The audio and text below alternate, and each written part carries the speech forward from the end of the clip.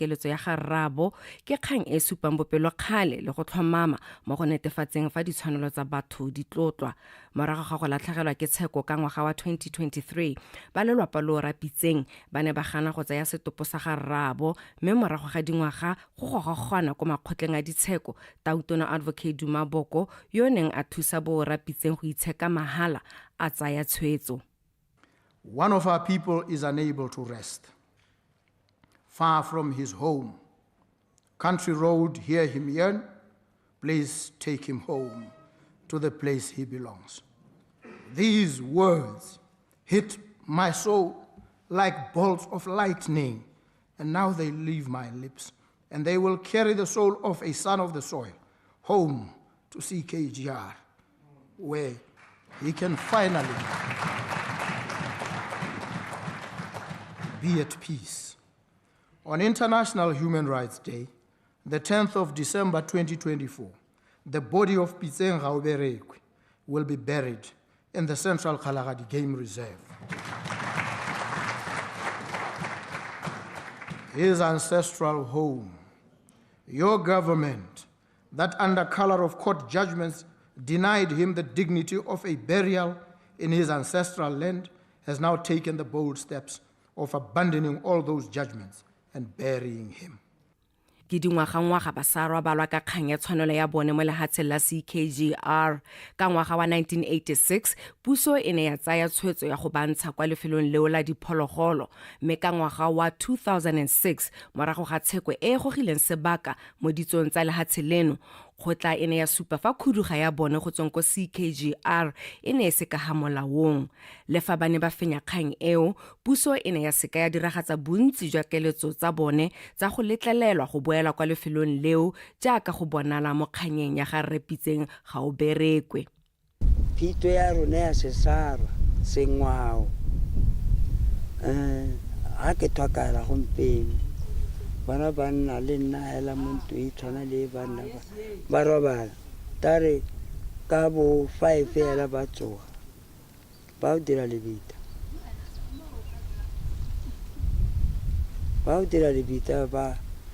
ba kompita ke robetse gangwe hela.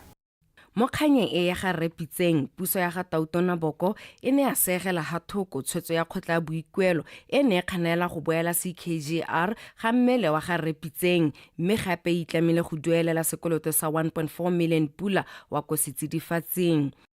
E re Repitseng a robatswa go nna gaufi le batlapele kwa metsi a manong jaaka e ne le keletso ya gagwe. Se se itshupang ka kgang ya gagwe ke ka fa go seng bonolo go ka fetola ditshwanelo tsa batho, mme se bontsi bo tla bong bo se beile leitlho e le go bona gore puso eno e itlamile go tsamaisa e beile pele ditshwanelo tsa batho e tsile go diragatsa seno jang e sa ikgatolose maitlamo a setšhaba. Badumedi Mokonopi, BTV News.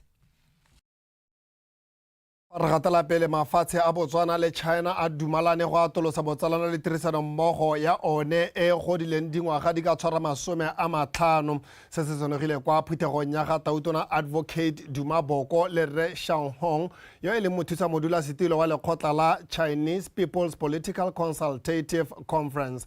Tautona Boko o ne a gatelela botlhokwa jwa gore mafatshe o mabedi a goge mmogo go diragatsa maitlamo a tsamaelanang a ditlhabololo tsa one.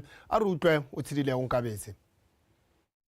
Mahatshe a Botswana le China a kola botsalano jwa dingwaga di ka tshwara 50 le tirisano mmogo mo mererong ya akaretsa ya sepolotiki, dikago le botsogo, mme eletsa go atolosa mosepele o le go heta. Lekoko le la baemedi go tswa China ba le 16 ba mono Botswana go kopana le boeteledipele jo bošwa jwa lehatshe leno le go beta tsela mmogo le go nontsha maitamo a mosepele wa tirisano ya mahatshe. There's a big lesson that we must all learn from China. Over the last 40 years, China has been able to transform itself from a poor, backward economy into a world-class economy, large and leading in many areas of human endeavor. We may not have the size of population that China has, but we certainly have the same level of ambition. So we are inspired by the meteoric rise of China. We hope that that will power us as well, and that China will participate in ensuring that we rise together. lekoko le la Chinese People's Political Consultative Conference le na le seabe se segolo kwa China mo tirong ya lone ya merero ya sepolotiki le bogakolodi. This year, our bilateral relationship has been enhanced to strategic partnership, and we have yielded fruitful results in our cooperation in such areas like infrastructure, energy, and health, etc. In January next year, we will jointly celebrate the 50th anniversary of diplomatic ties. My visit this time is to deliver the important signal that China will support the new government's administration of Botswana and will continue to deepen our bilateral relationship. Lats leno la tegile bosheng go thomamisiweng go nna labobedi le le tarurihatsang ditemane di romelwang kwa mahatsheng a G7 le tsweletse ka go ngoka mahatshe a tshwanela China go lemoga boleng jwa theko ya ditemane tsa lone tsa boammaruri. And we also ask that you support our diamonds because they are natural, because they have a whole population of people behind them. They carry the essence of Botswana, and they represent the aspirations of every citizen of this country. So when China participates in the buying and distribution of artifacts manufactured from our diamonds, China powers our people and their country. Mo maitamong a lone a go atolosa tswelelopele ya bothe ka thulaganyo ya Global Development Initiative la tsela China le itamile go goga mmogo le go atolosa itsholelo tsa mahatshe a thabologang a tshwanela Botswana. O tshidile Onkabetse, Botswana Television, Gaborone. Re sa le moleto leo mothusa modulasetilo wa komiti eo ya Chinese People's Political Consultative Conference le lekoko la gagwe ba ne ba etela motsamaisa dipuisano tsa Parlamente re dithapelo ke o rapetse yo le ene a neng a gatelela botlhokwa jwa botsalano jo bo tswang kgakala bo rena magareng ga mafatshe o mabedi ebile bo tshwanetse go tswelela go ya go ileng.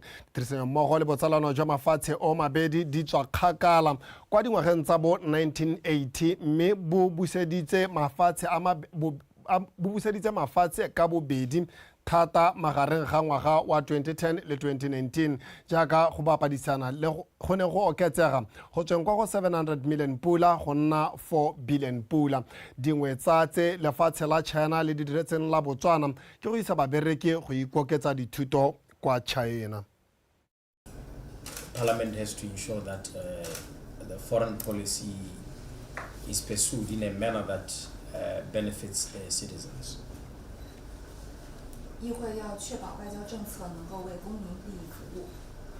And to ensure that relations which have been built over the years are preserved, they are enhanced and or improved.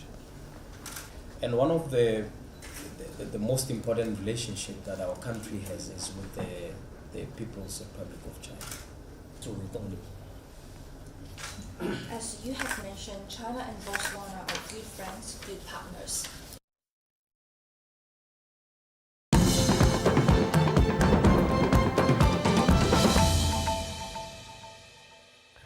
Motswara wetso re a tswelela banni ba kgaolo ya botete ba rotloeditse go tshwaragana mo ntweng kgatlhanong le HIV and AIDS go lwantsha seemo sa mogare le bolwetse jo mo kgaolong ya bone.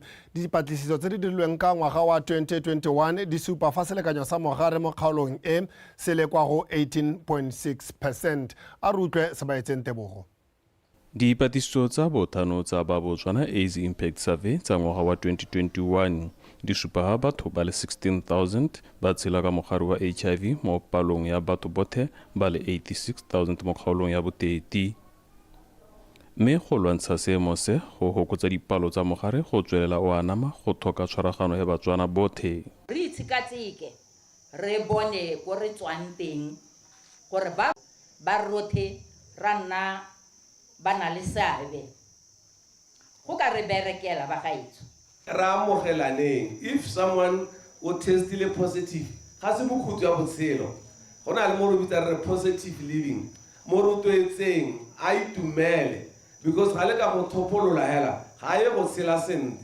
ntwa kgatlhanong le HIV/AIDS e ka kgonagala hela ha batswana ba tsaya boikarabelo mo kganyeng eo ka go tsepama mo ditaelong tsa ba botsogo. Communities must take the lead gore a nne rona re le beng gae re tsayang go eta pele mo go lwantsheng HIV/AIDS re ska nna re letela ka briefcase hela go ta go tenya lenaneo kile mme le rona re le beng ba motse re tse boikarabelo ka gore ke rona re itseng matshwenyego a rona le ditharabololo tse e leng gore re ka tswa ka tsone mme mo ngwageng mo ra re take the right path ha re ntse re lwantsha mogare jalo kgotsa re itebagantse le mananeo otlhe le dikarolwana tsotlhe tse e leng gore di lwantsha mogare re batla gore ngwaga o re be re tsaya tsela e leng gore ke ya ditshwanelo kana ha re bua ka gender based violence re bua ka gore motho wa ba tsulotse tshwanelo ya motho o mongwe e ka tswa e le ka tsela e harologaneng ya gore bo mmiditse ka diata o bo thakanetse le ene dikobo a sa dumalana mme yaanong dio tse ba ga tshwara di gokaganya le kgang ya mogare wa HIV/AIDS kana ga motho a tsetse ditshwanelo ka gagwe gore ga gona sepe sa ka se dirang ka go rata ga gagwe a kere bagolo ga o kwa kgona gore yaka bagolo ntse ba bua ka ditamelo tse di beilweng o taya go go tsone jang o na le tau mo lapeng. Go tlhalosiwa ga dipalo tsa borre ba ba tsenelelang lenaneo la go kgaola letlalo la bonna le le babalesegileng di le kwa tlase ka jalo ba rotloediwa go dira jalo go thusa go fokotsa kanamo ya mogare wa HIV. Sebaetseng Tebogo, Botswana Television, Toromoja. Mogolwane go tswa kwa sepodising sa Botswana mme go itse one Ngono wa kgotsa khamphane ya Orange Botswana mo maitekong a yone a go lwantsha kgokgontsho ya bong ka go fetola ditsamaiso dingwe tsa khamphane eo ka maiteko a go tsibogela kgang tsa kgokgontsho mme Ngono mo buile seo kwa segopotsong sa malatsi a le 16 a ntwa kgatlhanong le kgokgontsho ya bong se se neng se tshegeditswe ke Orange Botswana ka maiteko a go rotloetsa dikhamphane tse dingwe tse di ikemetseng go tsibogela kgokgontsho ya bong ke o lebogile Radipotsane go na le ko ngwaga le ngwaga ka malatsi a 16 kgatlhanong le kgokgontsho ya bong puso le dikhamphane tse di ikemetseng di tshwara dithutopuisano go tsebisa setšhaba ka borai jwa kgokgontsho eo go supiwa ga khamphane ya Orange e le sekai se se ntekaetswa kgakala e thusa mokgatho wa Botswana Gender Based Violence Prevention and Support Center ka madi go thusa ba ba kgokgontshitsweng. When businesses commit to addressing GBV, they not only drive internal change but also set an example for the wider. Ha dikgwebo di thusa go lwantsha kgokgontsho ya bong di supetsa setšhaba gore kgokgontsho ga ya siama go taka mananeo a harologanyeng a go lwantsha kgokgontsho ya bong go thusa go thathelela setšhaba dikiso tsa sennalaruri tse di ka ba thusang go iphemela. Outreach programs is an essential for creating lasting societal change. The private sector is a force for innovation, influence, and impact. Imagine what we can achieve when we channel this strength into combating gender-based violence. We can rewrite workplace cultures to champion equality. Dikhamphane tse di ikemetseng di na le bokgoni ja go aga mahelo a ka one go ka thusiwang ba ba go gontshiwang. Se se tona se sengwe ke go etola mahelo a pereko go nna a tekatekano ya bong. And we can use our platform to change the harmful norms and build stronger and more inclusive communities. Dikhamphane tse di ikemetseng di ne tsa itama gore di tla tsenya letsogo mo twantshong ya kgokgontsho ya bong. It is concerning that we have to resort to these type of interventions to ensure that people are safe, not only safe in their own homes, but also safe to be able to live out their lives in a dignified manner. Go a tshosa go bona kgokgontsho ya bong e re phekelo e sele jaana go mo maruding a rona re le dikhamphane tse di ikemetseng go taka ditsela tsa go emisa kgokgontsho eo. As far as protection of not only women but children as well. Mme go itse one Ngoko ikwetse mo dikhamphane tse di ikemetseng o netefatsa gore bodiredi bo berekela mo mahelong a sireletsegileng ebile a sa beye kgokgontsho ya bong sebete. Ke o leboga Radipotsane, Botswana Television, Gaborone. Me mo tse dingwe Botswana University of Agriculture and Natural Resource ene ya tshwara e le la ntlha letsatsi la go kgobokanya balemi ka mafelo a beke. Moitsanape wa temothuo kwa buang Re Victor Montsho o buile fa bokopana jo ene ele go neela dialogane tsa bone sebaka sa go ikgolaganya le balemi ba bana le maitemogelo le batlamedi e seng fela go ithuta mo go bone mme gape e le go aga kgolagano le balemi. Tsholofelo Tembale wa bega.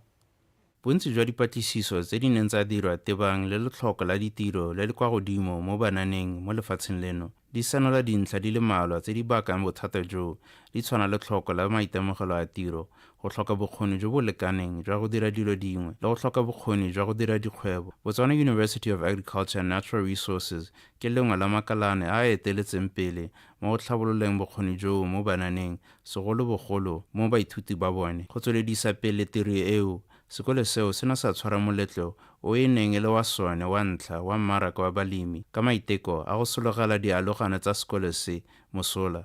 Re na le farm e le gore ke yone e leng gore re produce different produces mo go yone being dikoko tsa mae tsa nama merogo ka go harologana ya so e be re bona tsone dijalo tsone tseo di jalwa ke our graduates ba leng gore ba mo programming e re bitsang re re ke InQ Hive. So e be re bona gore gore le bone ba kgone go bona gore ba bangwe ba konte ba dira jang re dire letsatsi le tshwana le dineng. Dialogane tsa buane di ne tsa abalana dikitso dingwe mo bokopanong jo. The importance of us being here is for us to raise awareness. Go botlhokwa gore re tle kwano ka gore seo se re fa sebaka sa go supa dithoto tsa rona di tshwana flour e e dirwang ka mabele ka gore bontsi jwa batho ga bo itse ka yone. Come here to raise more awareness on our product. Go go kopana le difamara tota because kana re direla mo Glen Valley and today go na le difamara tse le go they were coming from as far as Bomaung bo le hlakane so difamara tse a se gantsi ba ka kgona go bona ka rona but here ha re kopane go kopana le bone we are very excited for ba gore ke mo rona. Bodiredi jwa buane bo tlhalosa fa bo ikelela go tshegetsa moletlo o beke e ntlha ya kgwedi nngwe le nngwe mo ngwageng o o tlang. Tsholofelo Tombale, Botswana Television, Gaborone.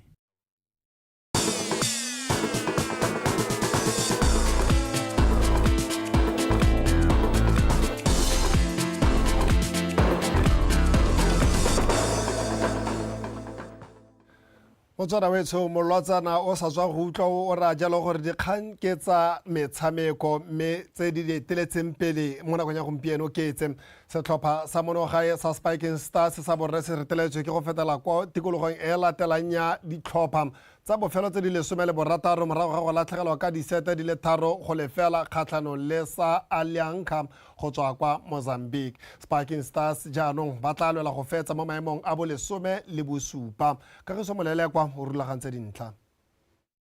Alianka ba sale ba supa maikaelelo a go fenya motshameko o le go iponela phata ko tikologong e ratelang ba ga basete o ya ntlha ka 25-12. Spiking Stars ba tswelela ka go sokola mo seteng ya bobedi e ba lathegela ka 20-25. Mo seteng ya boraro ga lebega fa borre ba monogae ba setse ba latlhetse toulo mme Alianka ba e fenya ka 25-20 go gapa motshameko o ka disete di le 3-0. We have a high technical game today. Re nnile le motshameko o masheta o mo one re ne ra tokafatsa tshameko ya rona go tswa mo motshamekong o fetileng bogolo jang fa go tame go sireletse le mo go thaseleng mme re dumela fa re siame go ya ko motshamekong o latelang. It's the defense but we are in a good way. We improve it from the first day and we think we are in a good way for the next match. Very important on us. Le tshwana re tsene mo legato la top 16 go padile gore re go positionela position go 24. But my reaction on the game, my boys didn't come to the party, and it was difficult to motivate them. I don't know what are fatigue. Fatigue isimola go itshupa mo go bone since re tshameka ka di 6 because ga ba tloela go tshameka tsa jelletsa ba ne ke kgola ba re no fatigue nyana ipona tsa mo go bone. Mo motshamekong wa bomme e lwa Pool C setlhopha sa monogae sa Kutwano se lathegetse go disete di le 3 go tse pedi kgatong ya City go tswa go Zimbabwe. Kutwano e tla tshameka motshameko wa bofelo wa Pool C o ba tamegang go fenya go netefatsa fa ba fetela go legato le latelang la mantshano. So much happy about the win We know Kutwane is a very strong contender. Re itumeletse phenyo ka gore Kutwane ke setlhopha se se masheta. Re ne re itse gore ya go nna motshameko o thata, mme re ne re taka lenaneo la go thasela re lebile gore Kutwane ke setlhopha se se itseng go sireletsa fela thata, mme seo se kgonne gore berekela. It's a good all-round team. So we just came prepared to attack all the way from start to finish. It was a very tough game at group stage. You know, I think e ne e le motshameko o masheta, ba re na re tshameka le bone ba dire tiro ya bona ka botalo, mme batshameki ba rona ba ile ba tolwa ke boithobogo, mme ra felela re latlhegelwa. so their work was to defend, and they did it very well and give us free balls. So I think our girls have a bit of lapse concentration on the way, so that's where they capitalized. Mo metshamekong e mengwe e tshamekilweng ka mosupologo, polisi ya bomme e fentse Wolves ya Zimbabwe ka di 3-1 go fetela ko tikologong e ratelang. Ya Rose ya borre yone tlile lesego e retelela ke go fetela ko tikologong e ratelang e sena go latlhegelwa ka di 3-1 kgatlhanong le Redskins ya Lesotho. Max Timela le yone le ya monogae e fetetse ko pele morago go fenya ka di 3-2 kgatlhanong le Prisons e ntse e le ya mogae, fa BDF le yone e fentse ka di 3-1 ya NCS go tswa kwa Namibia go ka iponela phata go le gatong le latelang. Kagiso Morele kwa PTV Sport Gaborone. Re tswa mo go tsa volleyball re tsena mo tsa kgweleng ya dinao. Metshameko ya beke ya bolesome le bongwe ya ligi ya FNB Premiership e rulaganyeditsweng go tshamekwa gompieno. Baeteledipele ba Loko Traffic ba tla bo ba amogela BDF 11 kwa Francistown City Council Stadium ka nako ya bone mo maitsiboeng. A re utlwe Tshegofatso Malepa. Setlhopha sa Traffic FC se se go se tweng sa Loko ka dintlha di le 18 se tsena mo motshamekong o se sena go tshameka maleka a nno tse pedi setlhopha le sa Township Rollers ka mafelo a beke. Machimenyenga Boys ba pa iseng ba latlhegelwe ke motshameko go gae paka eno ba tla bo ba tsomana le phenyo go tswela ba ingangatletse go se tweng sa Loko. BDF 11 mo letlhakore le lengwe ba ba moemong a boroba bongwe mo Lokong mme ba tsena mo motshamekong o morago ga diphenyo tse pedi le maleka a le mane. Selo se tlama borre ba masolo go laka tsotlhe gore fa phenyo e pala segolo ba tsweka ntlha mo motshamekong o. E ntse e le ka LABOBEDI kwa lebaleng la Royal Area, Mochudi Center Chiefs e tla thulana le se se mo maemong a bobedi Gaborone United ka nako ya bone mo maitsiboeng. Ka boraro gone NAKO United se se mo maemong a bolesome se tla amogela sa Security Systems kwa Samsono Stadium ka nako ya bone. E ntse e le ka nako ya bone Chadive FC e tla amogela Jwaneng Galaxy kwa Francistown City Council Stadium, fa Extension Gunners yone e tla bo e thulana le Orapa United kwa Lobate Sports Complex ka nako ya borataro. Rollers e tla lwela dintlha tse tharo le Morupule Wanderers ko Royal Area ka nako ya botlhano, fa Matebele FC e tla mekamekana le sa Flamingo Santos kwa BPSC Stadium ntse e le ka nako ya botlhano. Mo motshamekong wa bofelo o tla tshamekiwang wa beke ya bolesome ke wa Suwa Flamingos kwa tla amogelang VTM ka nako ya bone kwa Suwa Town Council Stadium. Tshegofatso Malepa, PTV Sport.